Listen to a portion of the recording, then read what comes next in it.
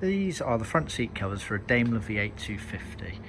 These are the 2-inch plain pleat versions. The Daimlers had a few different versions of the seats where these pleated panels change size. So these are the wider, roughly around 2-inch pleats with plain leather.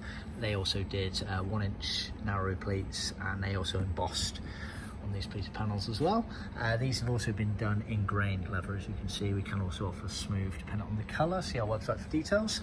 The kit itself consists of a pair of cushion covers made to original specifications, so that's majority leather with elements of vinyl and moquette.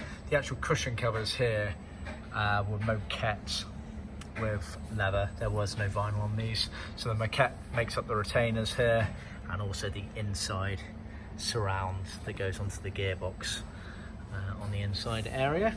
If we look at it on the back here, so it's genuine tuck and roll pleats as ever, as you can see.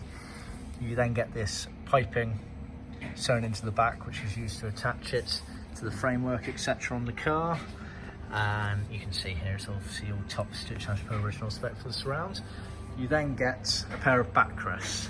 Backrests again to original specification, majority leather, moquette for a retainer, and then this does have elements of vinyl on it here around basically the armrest aperture opening, and on the inside edge there is all vinyl. If we look on the back, you can see, so this is the opening here for the armrest aperture. Has scrim sewn around the pleated panel there for attaching it to the foams, etc. and the framework. You then also get a pair of the little armrests that drop down, including the pre-sewn leather tab and these loose materials, which are vinyl here for the inside of that. You then get loose materials for the backrest backs, which consists of some pre-cut vinyls, pre-cut moquette, and then you also get piping which goes down in an L shape. See our website for more details.